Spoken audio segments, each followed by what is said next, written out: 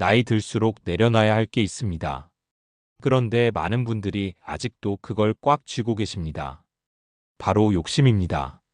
더 가지려는 욕심, 더 인정받고 싶은 욕심, 자식에게 바라는 욕심, 과거에 머물고 싶어 하는 욕심까지. 이 욕심들이 삶을 망가뜨리고 관계를 어긋나게 만들고 몸과 마음을 병들게 합니다.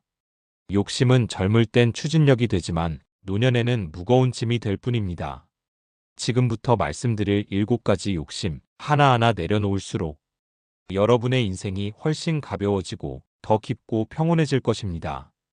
여러분, 이제는 놓으셔야 할 때입니다. 내려놓아야 할 나를 망치는 욕심 7가지. 1. 남과 비교하는 욕심. 같은 나이인데 저 사람은 해외여행도 다니고 손자 손녀도 잘 키우고 집도 2채라는데 이런 생각 한 번쯤 해보신 적 있으시죠? 사례. 어느 날 정모 할머니는 친구들과 점심을 먹고 오신 뒤 깊은 한숨을 쉬셨습니다. 나는 왜 이렇게 사나, 친구들은 다 풍족하게 사는데. 알고 보니 친구가 최근에 외제차를 샀다고 자랑했다는 겁니다. 그날 이후 예전엔 잘 지내시던 할머니가 하루 종일 마음이 불편하셨습니다. 많은 분들이 그렇습니다. 평범하게 잘 살고 있었는데 누군가의 SNS나 이야기 한마디에 나는 부족하다는 생각이 듭니다. 그리고 괜히 내 삶이 초라하게 느껴집니다. 문제점 부각. 그런데 여러분, 비교는 끝이 없습니다.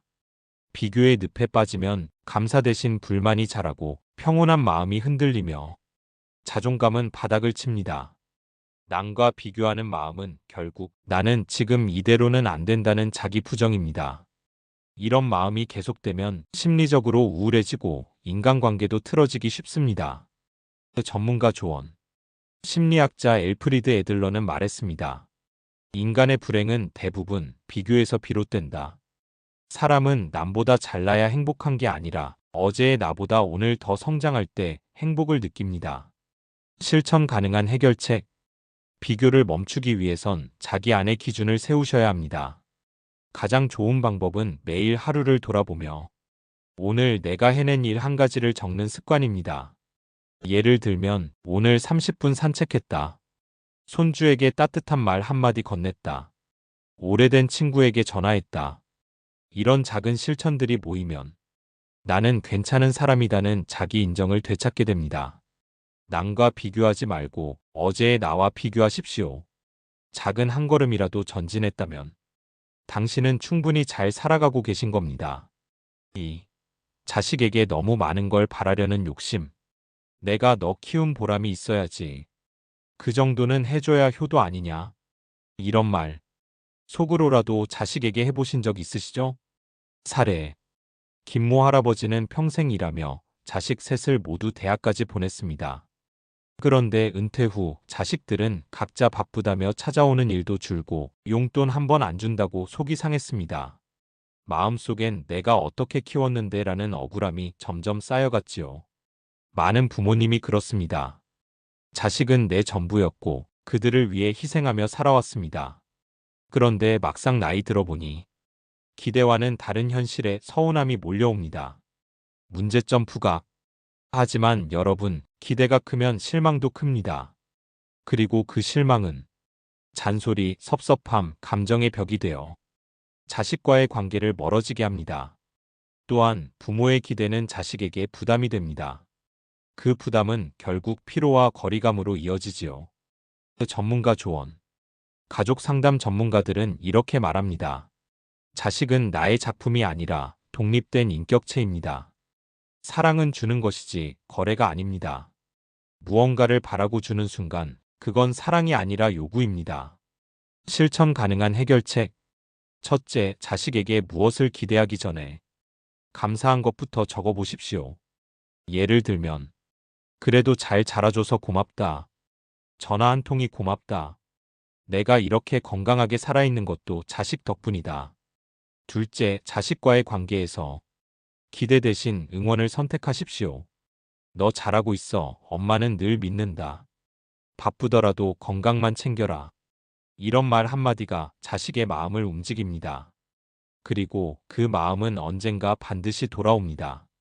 자식은 내가 조종할 대상이 아니라 멀리서 바라보고 응원해줄 존재입니다.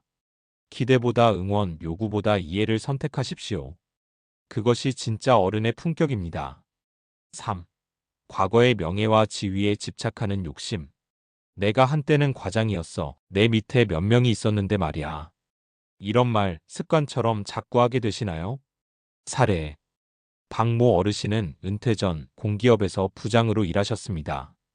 회식 때면 늘 내가 부장 시절엔으로 시작되는 무용담이 빠지지 않았습니다. 하지만 어느 순간부터 주변 사람들이 대화를 피하고 자식들조차 또 시작이네라며 시큰둥한 반응을 보이자 박 어르신은 외로움과 분노를 동시에 느끼기 시작했습니다. 과거의 위치와 성취는 분명 자랑스럽습니다. 열심히 살았고 책임감 있게 일했으며 많은 이들이 존경하던 시절이 있었을 겁니다. 그래서 그 시절이 그립고 지금의 나는 작아진 것처럼 느껴질 수도 있지요. 문제점 부각. 하지만 그 영광에 집착하게 되면 현재의 나를 놓치게 됩니다. 과거에 머무르면 지금 누릴 수 있는 관계, 기쁨, 경험들이 모두 사라지게 됩니다. 또한 지나치게 과거에 매달리는 모습은 자식에게는 부담이 되고 주변 사람들에게는 고리타분하게 보일 수 있습니다. 전문가 조언. 정신과 전문의들은 이렇게 조언합니다. 자존감은 과거의 직함에서 오는 것이 아니라 지금 내가 얼마나 가치 있게 살고 있느냐에서 비롯됩니다.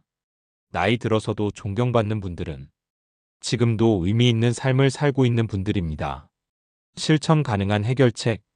첫째, 과거의 영광을 이야기할 땐 자랑보다 교훈을 나누는 태도로 바꾸어 보십시오. 그때 많이 배웠지.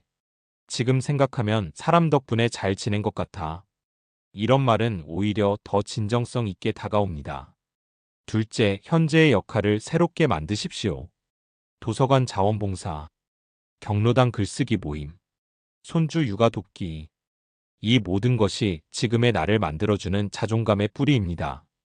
과거의 지위보다 더 중요한 것은 지금의 존재감입니다. 과거는 기억 속에, 오늘은 삶 속에 있어야 합니다. 지금 이 순간의 나를 위해 새로운 명예를 다시 써내려 가십시오. 4. 젊음을 되돌리려는 욕심.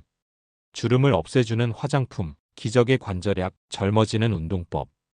혹시라도 나도 다시 젊어질 수 있다는 말에 혹하신 적 있으십니까? 사례. 최모 할머니는 60대 중반부터 각종 건강식품, 주름 개선 시술, 무리한 다이어트까지 시도하셨습니다.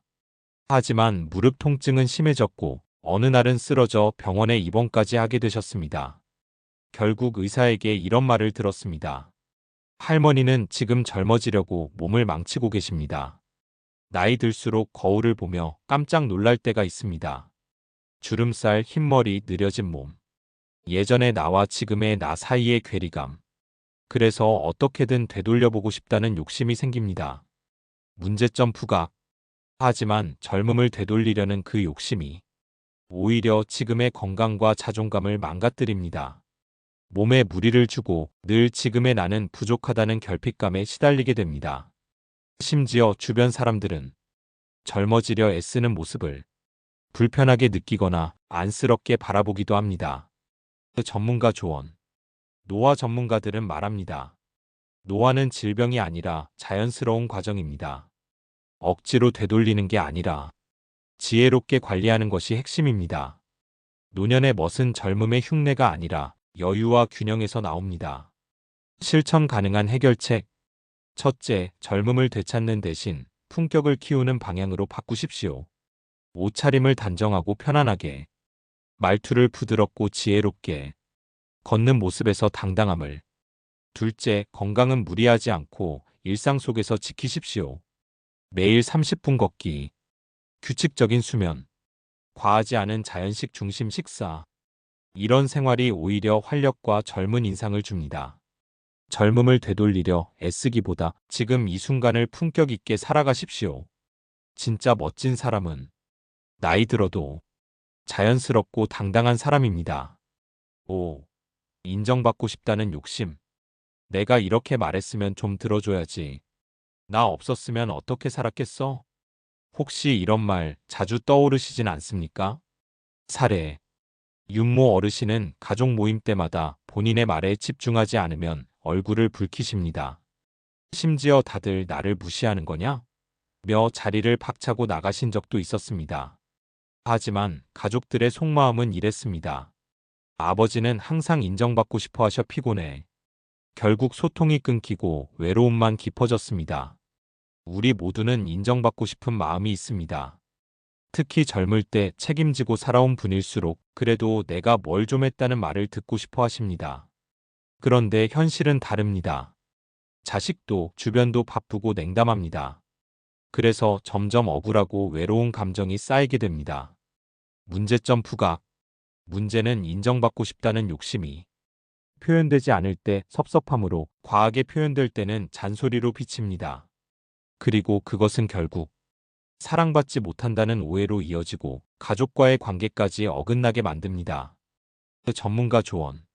심리학자 브레네 브라운은 이렇게 말했습니다. 인정은 요구할수록 멀어진다. 대신 진심에서 우러난 존중은 자연스럽게 돌아온다. 즉, 인정을 구걸하지 마시고 존중을 나누는 분이 되십시오. 실천 가능한 해결책. 첫째, 말할 때 내가 맞다는 주장보다 당신은 어떻게 생각해? 라고 물어보는 연습을 해보세요. 상대가 존중받는 느낌을 받을 때 오히려 당신을 더 존경하게 됩니다.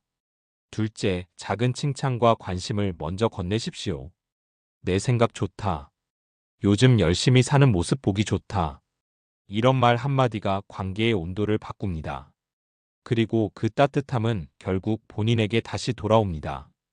인정은 바라는 것이 아니라 스스로를 존중하는 사람에게 자연스레 따라옵니다. 말을 줄이고 미소를 늘리십시오. 그 자체로 이미 당신은 충분히 존중받을 자격이 있습니다. 6. 재산을 더 모으려는 욕심. 혹시 모르니까 더 모아놔야지. 자식에게라도 뭔가 남겨줘야지. 이런 마음으로 아직도 재산을 불리고 계신가요? 사례. 이 모 할아버지는 은퇴 후에도 부동산, 주식, 금 투자까지 손을 놓지 못했습니다. 노후 자금은 충분했지만 늘 조금만 덜하는 마음이 있었죠. 그러다 한 번의 투자 실패로 수억 원의 손실을 입었고 정신적인 충격에 건강까지 무너졌습니다. 가족들은 말합니다. 돈보다 건강을 지켰으면 좋았을 텐데. 우리 세대는 가난을 겪었고 모아야 산다, 남겨야 효도다는 믿음을 품고 살아왔습니다. 그래서 어느 정도 여유가 있음에도 마음은 늘 불안하고 부족하다고 느껴집니다. 문제점 부각. 하지만 계속해서 돈을 더 모으려는 마음은 현재의 평온을 앗아가고 죽을 때까지 불안한 삶을 만들 수 있습니다. 게다가 재산 때문에 형제 간, 자녀 간의 다툼이 생기는 경우도 적지 않습니다. 재산은 축복이 될 수도 있지만 욕심은 갈등의 씨앗이 됩니다. 전문가 조언. 재무심리학자들은 이렇게 말합니다. 노년에는 수익보다 소비 계획이 중요합니다. 지금의 나를 지키는 자산이면 충분합니다. 돈은 쌓아둘수록 안전한 것이 아니라 쓸 수 있을 때 쓰는 것이 진짜 가치입니다. 실천 가능한 해결책. 첫째, 지금 가진 자산을 점검하고 나에게 정말 필요한 만큼만 남기십시오. 생활비, 의료비, 비상자금 이외의 자산은 나누거나 정리하는 게 현명합니다. 둘째, 자녀와 경제적 대화를 정기적으로 나누십시오. 미리 상속 계획, 필요한 생활비 공유, 기대치 조율. 이것이 오히려 가족 간의 신뢰를 쌓아줍니다. 돈은 지켜야 할 대상이 아니라 지혜롭게 써야 할 도구입니다. 남은 삶에서 돈이 아닌 관계와 평안이 중심이 되도록 방향을 바꾸십시오. 그때 비로소 진짜 부자가 됩니다. 7. 모든 걸 통제하려는 욕심. 이건 이렇게 해야 해. 내 말대로만 하면 다 잘 될 텐데. 혹시 주변 사람들과 갈등이 자주 생기신다면 당신 안에 통제의 욕심이 숨어 있을지 모릅니다. 사례. 장모 어르신은 자식들의 생활 방식부터 손주 교육, 심지어 마트 장보기까지 하나하나 간섭하며 조언을 넘어서 지시를 하곤 했습니다. 처음엔 자식들도 받아주었지만 점점 통화도 줄고 명절에도 얼굴을 보기 힘들어졌습니다. 외로움을 느낀 어르신은 결국 이렇게 말씀하셨습니다. 나는 다 잘 되라고 그런 건데 왜 다들 멀어지나. 우리 세대는 책임과 질서 속에 살아왔습니다. 그래서 나이 들수록 삶의 균형을 지키기 위해 무언가를 통제하려는 본능이 더 강해지기도 합니다. 가족의 말투, 생활 방식, 심지어 시간표까지 이렇게 해야 맞다는 고정관념으로 모든 것을 정리하고 관리하고 싶어집니다. 문제점 부각. 하지만 세상은 내 뜻대로 흘러가지 않습니다. 자식도, 배우자도, 사회도 내가 원하는 대로 움직이지 않지요. 그걸 인정하지 않으면 갈등과 스트레스는 계속 쌓이고 결국 스스로 외로운 섬이 되어버립니다. 전문가 조언. 신경과 전문의들은 이렇게 조언합니다. 노년기의 불안은 통제하려는 욕구에서 비롯됩니다. 놓아주는 순간 마음의 여유가 생깁니다. 즉, 모든 걸 잡는 사람이 아니라 흐름을 허용하는 사람이 평온을 누릴 수 있다는 겁니다. 실천 가능한 해결책. 첫째, 놓아도 괜찮은 일 목록을 적어보십시오. 자식의 말투, 배우자의 생활 습관, 집안일의 순서. 그중 하나씩 실천하며 내려놓는 연습을 해보세요. 둘째, 그럴 수도 있지라는 말버릇을 들이십시오. 이 한마디가 나와 타인의 생각 차이를 부드럽게 수용하게 만들어줍니다. 모든 걸 통제하려는 마음은 결국 나를 가장 불편하게 만듭니다.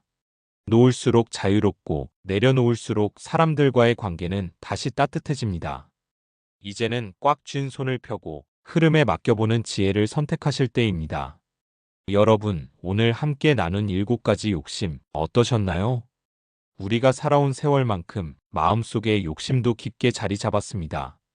하지만 이제는 내려놓아야 합니다. 욕심은 젊을 때는 우리를 움직이는 힘이지만 나이가 들면 무거운 짐이 됩니다. 내려놓으면 몸과 마음이 가벼워지고 가족과의 관계가 회복되며 삶이 더욱 깊고 풍성해집니다.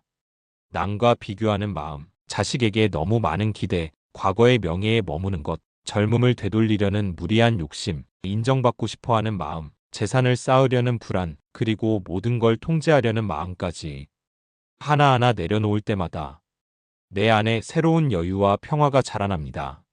그 평화는 나뿐만 아니라 주변 사람들까지 따뜻하게 합니다. 여러분께 감히 말씀드리고 싶습니다. 지금 이 순간부터라도 조금씩 내려놓으십시오. 완벽하지 않아도 괜찮습니다. 한 걸음 한 걸음 나아가는 것이 중요합니다. 마음의 짐을 덜어낼 때 비로소 삶은 다시 빛나기 시작합니다. 함께 내려놓고 함께 가볍게 살아갑시다. 감사합니다.